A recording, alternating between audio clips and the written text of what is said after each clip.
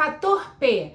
A parentalidade pode impactar diretamente nos resultados que você está tentando buscar aí no seu consultório e até mesmo ter informações determinantes na sua avaliação. Você fica atenta sobre isso? Na sua anamnese, você entende qual é o mecanismo de parentalidade dessa família? Fica comigo porque o vídeo de hoje é sobre isso e no final do vídeo tem dica de livro.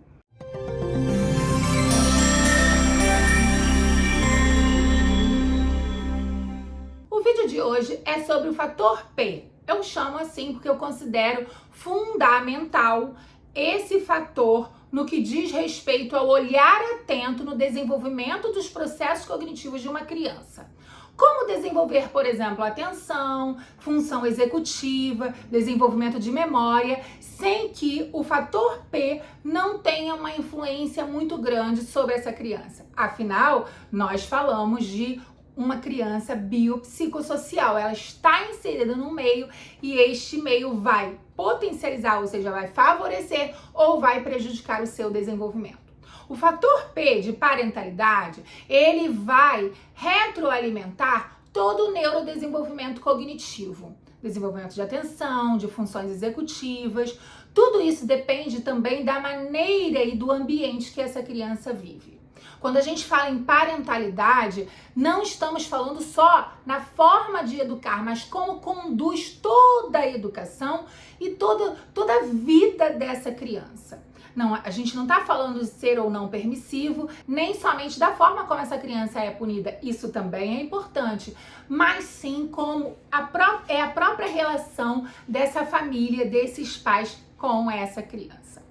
Desde que os pais se tornam pais, é importante pensar como será a parentalidade, ou seja, qual será a forma escolhida para conduzir a educação dessa criança.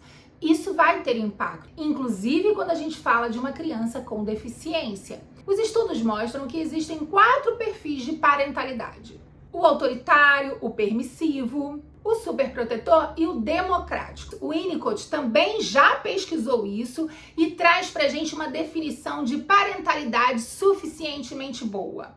Abre aspas. Nas primeiras fases do desenvolvimento emocional do bebê humano, um papel vital é desempenhado pelo meio ambiente que, de fato, o bebê ainda não separou de si mesmo. Gradativamente, a separação entre o não eu e o eu se afetua. O seu ritmo varia de acordo com o bebê ou com o meio ambiente. As modificações principais realizam-se quando a separação da mãe com o aspecto ambiental objetivamente percebido. Se ninguém ali está para ser essa mãe, a tarefa desenvolvimental do bebê torna-se infinitamente complicada. O Winnicott traz nos seus estudos essa ideia de parentalidade suficientemente boa, não com aspecto de perfeição, mas esse termo suficientemente bom é um aspecto de adequação, do que é adequado para o desenvolvimento do bebê. O Winnicott pesquisou bastante sobre isso, sobre esse desenvolvimento, a partir da relação nós nos desenvolvemos na relação com o outro. Então, muito além de estilo parental ou além da parentalidade suficientemente boa que o Winnicott faz, mas também sobre esses aspectos, você precisa ficar atenta a 3 fatores P que serão importantes aí desde a sua anamnese para você conduzir um processo avaliativo. O primeiro é a forma como a mãe e o pai escolhem criar a criança. Nós reproduzimos padrões de criação. Eu tenho muito do que eu queria ou não reproduzir do que minha mãe e meu pai me criaram. Você provavelmente tem isso na criação dos seus filhos. A família que chega ao seu consultório também. Mas a gente tem que pensar que há uma idealização de filho e muitas vezes essa criança com deficiência ela vem quebrar toda essa idealização. Então a família já está vivendo um luto do filho idealizado. Quando essa família escolhe agir sobre tal modelo, tal estilo de parentalidade, se há também aí, uma divergência, que aí já é o segundo fator, uma divergência na forma de criar essa criança, isso vai impactar o desenvolvimento. Por exemplo, o desenvolvimento emocional. Imagina você numa família onde o pai tem um estilo autoritário e uma mãe permissiva demais. Isso não vai conduzir, não vai dar uma matriz para essa criança de desenvolvimento emocional. Então, entender isso é importante.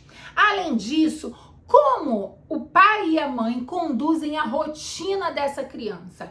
Como fazer para conduzir uma rotina, né? E essa rotina vai impactar nesse desenvolvimento. No vídeo anterior eu estava falando sobre isso, quando eu falei de biopsicossocial, eu dei até exemplo de uma criança que eu avaliei, que estava na alfabetização e que ela tinha uma rotina desorganizada, como isso estava impactando nas suas aprendizagens, uma vez que ela não tinha nenhuma deficiência, nenhum transtorno, né? Então, como a família escolhe conduzir a rotina da criança, também vai ter um fator, vai ter uma determinação. Então, estar atenta ao fator P, que é a parentalidade, vai ser a partir de hoje um dos critérios que você vai usar quando você elaborar o seu relatório. Você precisa conduzir esse olhar sobre a família para a criança e também sobre essa família conduzindo essa criança.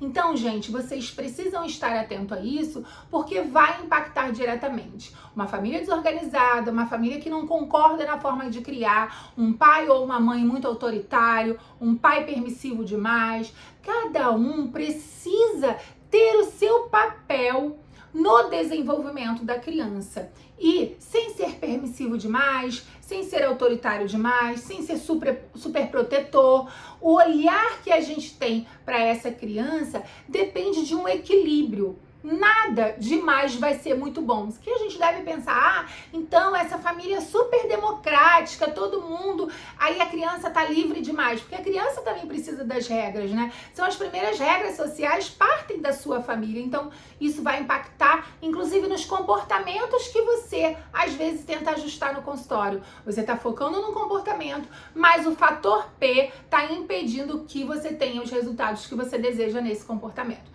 Então esteja atenta à parentalidade. Uso de telas, por exemplo, essa família libera muito o uso de telas. A criança que passa o dia vendo tela, quando ela não estiver na tela, vai ter um comportamento impactado. Como que ela vai prestar atenção na escola? Ou como que ela vai ficar com você no consultório? Ela vai ficar mais agitada?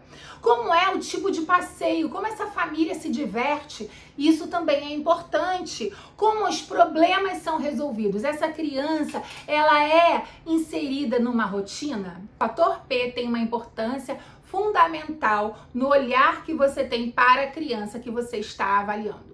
Você já tinha pensado sobre o fator P? Entendeu como ele pode ser importante? Agora chegou a hora da dica de livro. Se você quer compreender um pouquinho mais sobre parentalidade, está aqui esse livro onde você pode compreender um pouco dos estilos parentais que eu falei com você, do autoritário, do permissivo, né, do democrático, estão aqui. E se você quer pesquisar mais sobre a literatura do Winnicott, você pode ter acesso a artigos ou até mesmo livros onde ele descreve toda a sua pesquisa. Então agora é sua vez de comentar aqui como foi esse vídeo, de que forma ele colaborou para a sua prática clínica, para o seu olhar clínico e atento na avaliação. Espero seu comentário, beijo grande, tchau, tchau!